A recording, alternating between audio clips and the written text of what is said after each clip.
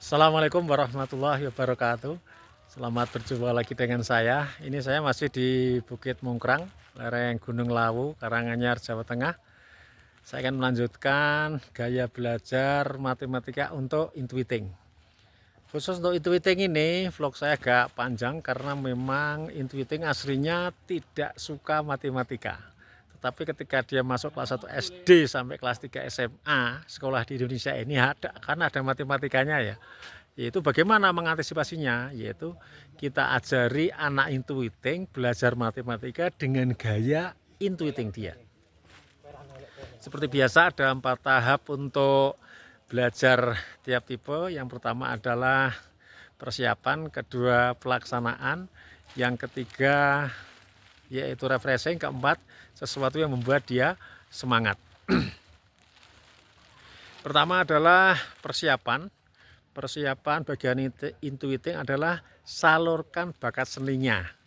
Bakat seni bisa menggambar, mewarnai, membuat hiasan, melipat, ya, termasuk seni peran. Seni peran berarti kita bicaranya harus ekspresif, ya, harus menarik pada anak itu, ya. Saya sering mengajarkan pada orang tua maupun para guru ketika bicara ke anak intuiting itu yang ekspresif, ya.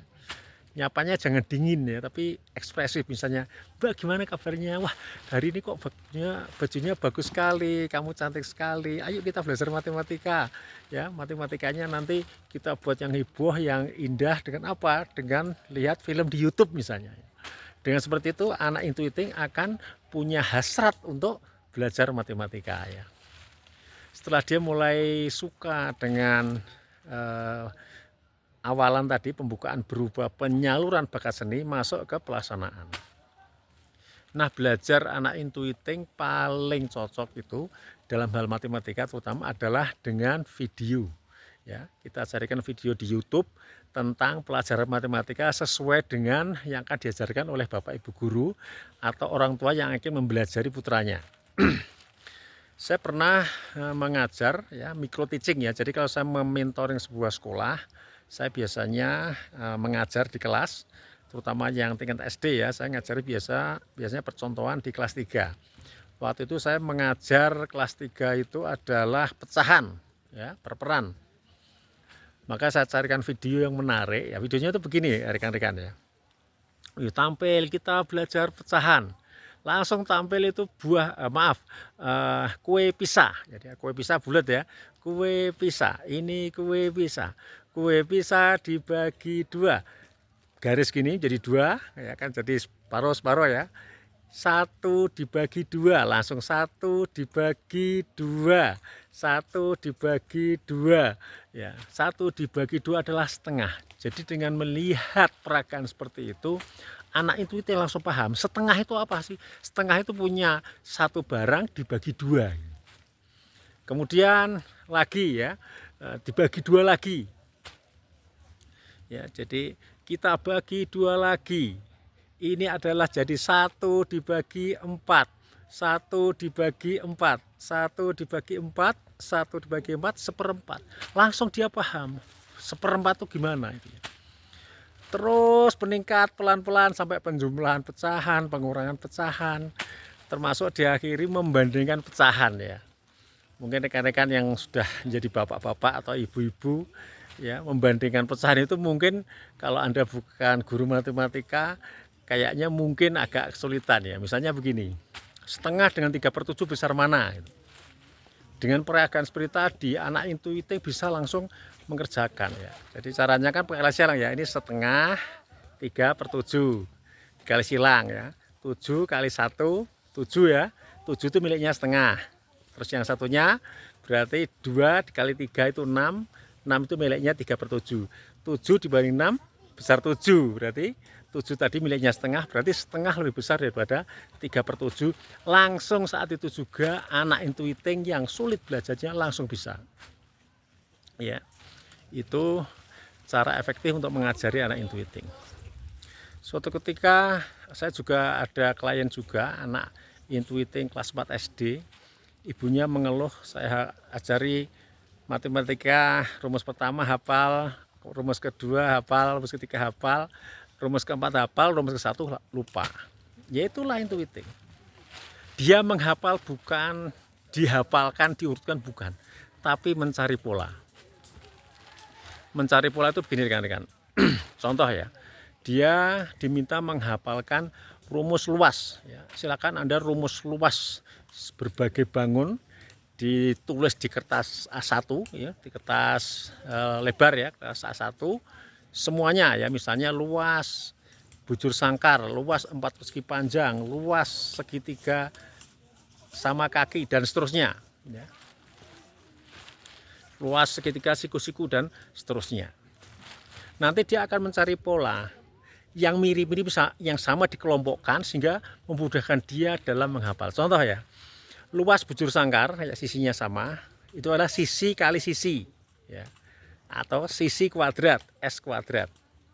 Nah, ketika dia melihat ada segitiga sama siku-siku ya, ini ya, sisinya sama tapi ini naik ke atas separuh begini ya, ada sisi miringnya, sini 90 derajat, yang tegak namanya tinggi T, yang mendatar namanya A alas. Itu rumusnya setengah alas kali tinggi. Kalau Anda renungkan ya, segitiga siku-siku itu separuhnya bujur sangkar ya. Cuma notasinya, penamaannya dibedakan. Kalau bujur sangkar kan yang tegak ya S sisi, yang mendatar juga sisi. Tapi kalau segitiga siku-siku, yang tegak adalah T tinggi, yang mendatar adalah A alas ya. Tapi hakikatnya sama. Karena ini separuhnya dari bujur sangkar, maka separuh alas kali tinggi atau setengah sisi kali sisi sama itu ya. Nah, begitulah cara intuiting dalam menghafalkan.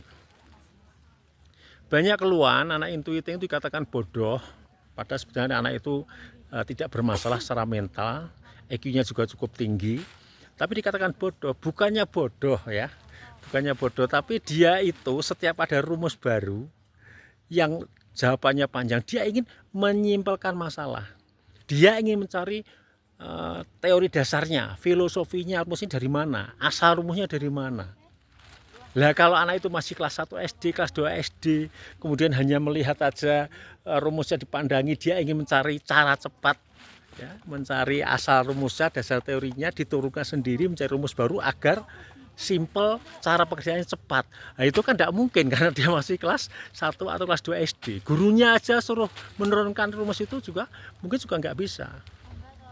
Itulah gaya belajar intuiting ketika tidak ada yang mengarahkan. Dia ingin mencari dasar teorinya, akhirnya dia nggak mau ngerjakan, cuma memandangi soal sehingga dianggap bermasalah, dianggap bodoh. Tetapi nanti kalau ada intuiting yang sudah dewasa, IQ-nya terutama yang di atas 120, kemudian dia bisa mampu menjadi guru matematika, maka dia menjadi orang yang kerjanya membuat rumus cepat. Ya, seperti bimbel-bimbel ya, itu rata-rata mempekerjakan tentor atau guru yang intuiting, yang tukang membuat rumus cepat. Ada rumus pengerjaannya terlalu panjang, dia cari dasar teorinya, ketemu dasar teorinya, dibuat rumus cepat yang simpel, dimasukkan angka 1 sampai 100, ternyata cocok dengan rumus yang reguler, maka di launching sebagai rumus baru yang cepat ya. Itu sudah pernah saya alami ketika saya ikut UMPTN, ujian masuk perguruan tinggi negeri tahun 1989. Saya gagal, saya ikut Primagama setahun, kemudian dia juga seperti itu, tukang membuat rumus cepat dan tukang memprediksi masa depan. Dia tanya ke saya begini, Mas Sofyan, dulu SMA mana? Saya bilang SMA 3 Negeri Semarang. Oke, SMA Anda termasuk yang favorit. Kemudian ranking kelasnya seringnya 10 besar ya, kadang 2, 3, 4, kadang 10. Oke, sekarang mau ngambil mana? Oh iya, dia tanya hasil tryoutnya, tryout saya nilainya sekian. Oh iya, sudah ambil mana? Teknik mesin Undip. Terus yang kedua teknik mesin Universitas Brawijaya ya, Malang. Dia bilang begini, yang Brawijaya turunkan lagi, semakin ke timur Pak. Ya, ya sudah teknik mesin Udayana, Universitas Udayana, Bali. Ya. Sudah, insya Allah keterima. Ternyata saya menekuni bimbel itu dengan totalitas dan akhirnya saya bisa keterima di teknik mesin Undip ya. Dan yang mengarahkan itu adalah tentor yang intuiting. Masuk yang ketiga yaitu refreshing, ya punya bakat seni lagi ya. entah ngevlog juga boleh, ngupload di TikTok, ngupload di Instagram, itu sebagai refreshing. Tapi jangan lama-lama, kalau kelamaan ya jadi malas belajar. Terus yang keempat adalah dia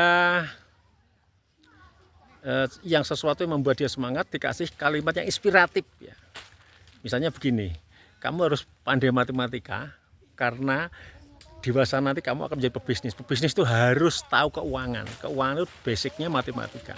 Karena dia ingin menjadi pebisnis dan syarat pebisnis adalah dia tahu akuntansi, tahu tentang keuangan, maka dia akan mau berdarah-darah dalam belajar matematika. Sehingga dia terinspirasi dari situ mau belajar matematika meskipun penggunaannya adalah untuk mengelola keuangan yang tepat ya. Demikian rekan-rekan, mudah-mudahan bermanfaat. Ini di Mongkrang masih banyak berkabut ya, tapi saya tidak bisa melihat bawah karena kabutnya cukup tebal.